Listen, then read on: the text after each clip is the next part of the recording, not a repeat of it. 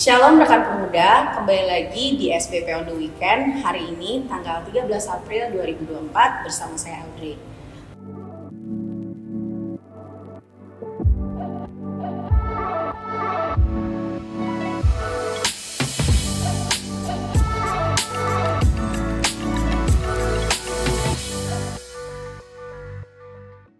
Sebelum memulai renungan pada pagi hari ini, mari kita bersatu di dalam doa. Tuhan Yesus yang baik, sungguh mengucap syukur ya Bapa untuk kasih dan penyertaan Tuhan, sehingga pada pagi hari ini kami boleh bersama-sama untuk membaca renungan. Ya Bapa, kiranya Engkau mau pimpin renungan pada pagi hari ini dari awal, pertengahan hingga akhir. Biarlah kami mengerti ya Bapa maksud dari firman-Mu. Di dalam nama-Mu kami telah berdoa dan mengucap syukur. Haleluya, amin. Rekan pemuda sekalian, renungan pada pagi hari ini diambil dari Yesaya 21 ayat 11 sampai 17. Saya akan membacakannya. Ucapan ilahi terhadap Duma. Seseorang berseru kepadaku dari Seir, "Hai penjaga, masih lamakah malam ini? Hai penjaga, masih lamakah malam ini?" Penjaga itu menjawab, "Pagi akan datang, tetapi malam juga. Jika kamu mau bertanya, datanglah lagi dan bertanyalah." Ucapan ilahi terhadap Arabia. Di belukar, di padang belantara kamu akan bermalam, hai kafilah-kafilah orang Dedan.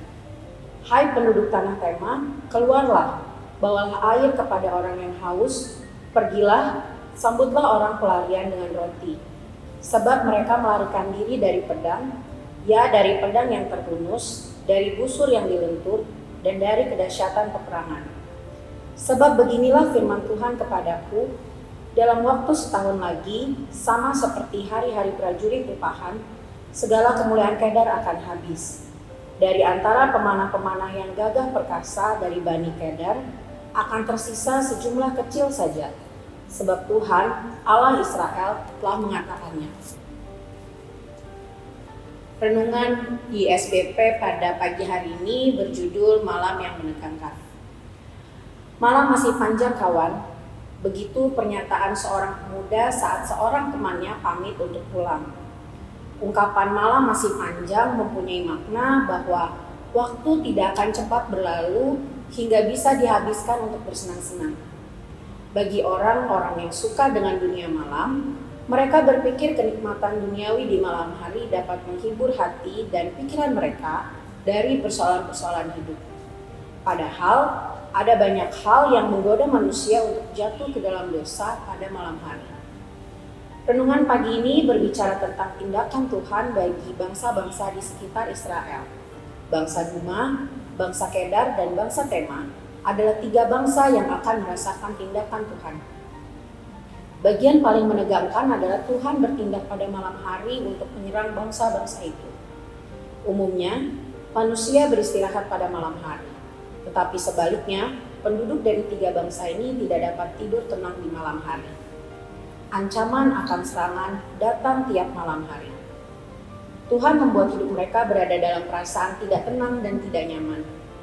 Saat orang hidup dalam perasaan tidak tenang dan selalu merasa dalam bahaya, maka mereka tidak menikmati kehidupan yang mereka jalani.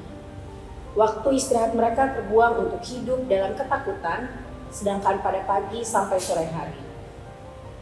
Seringkali kita berpikir malam hari adalah waktu untuk melepaskan penat.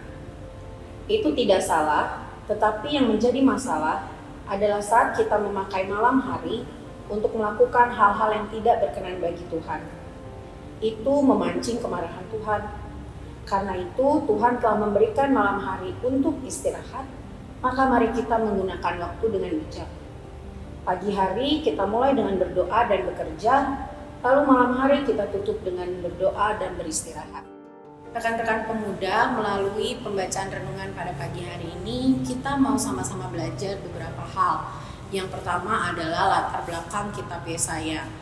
Yesaya adalah seorang nabi yang bernubuat tentang penghukuman dan teguran akibat penyembahan berhala, kebejatan moral, dan ketidakadilan yang dilakukan oleh umat Tuhan.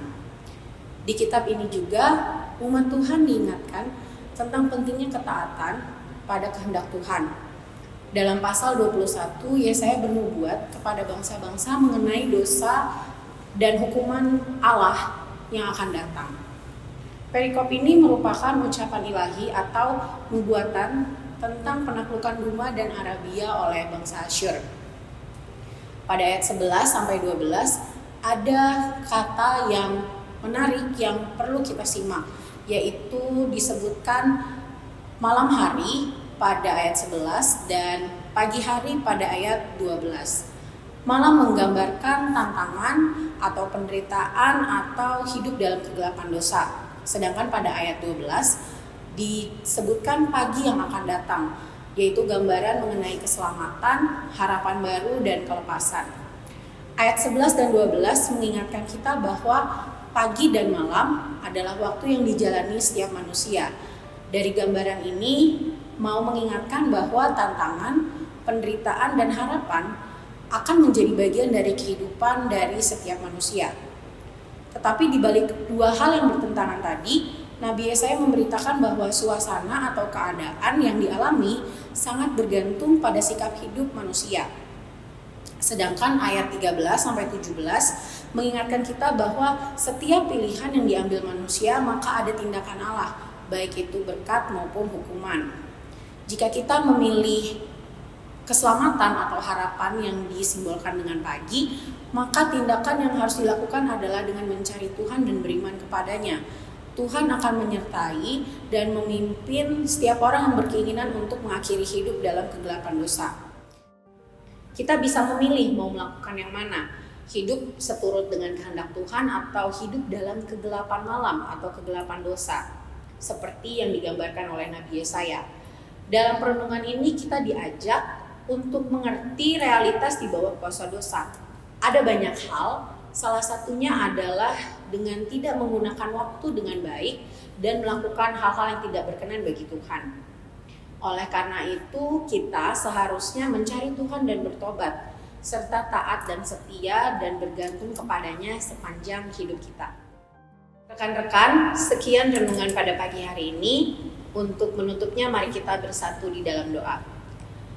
Tuhan Yesus yang baik, terima kasih ya Bapa untuk kesempatan pada pagi hari ini, di mana kami boleh bersama-sama membaca dan merenungkan firman-Mu.